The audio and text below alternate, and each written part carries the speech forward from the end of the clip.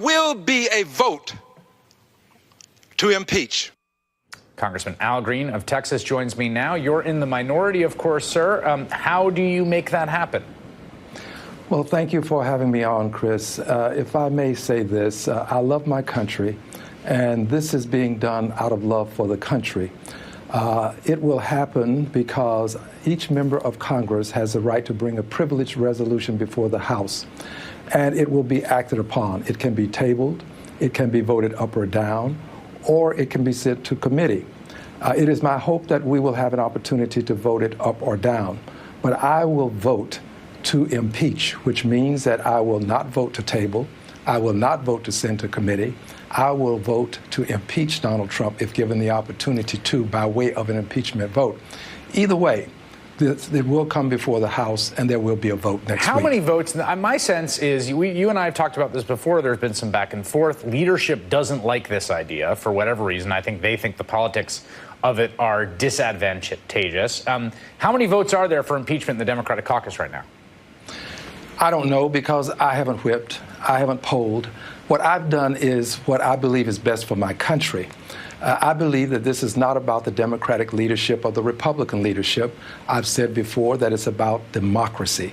It's about our government. It's about the opportunity to salvage the republic. It's about a president who is unmindful of the high duties of his high office to the extent that he has brought disrepute and shame upon the presidency to the manifest injury of the American people. When this happens, impeachment is an option. It is an option that was contemplated by the framers of the Constitution. Alexander Hamilton in Federalist 65 speaks of this, and it doesn't have to be a crime. And I think that we finally got that message out to the American public, that a president doesn't have to commit a crime to be impeached. As a matter of fact, Andrew Johnson was impeached in 1868 for a high misdemeanor. A misdemeanor is a misdeed. I believe that this president has committed misdeeds that would require someone to take a stand. My constituents and the people I represent, they expect me to eliminate the hate that he perpetrates. He is consistently doing things that are harmful to the vibrant fabric of this country. With his latest tweets and those 3 videos, and most of the information being inaccurate, not any remorse, doesn't say I made a mistake. And remember this now, Chris, this is the president who has the greatest access to intelligence of any person on the planet. He doesn't vet these things before he does them. He simply chooses to do things that are harmful to this country and now to the world, because other countries are seeing it as well. So we're going to take up the hate agenda.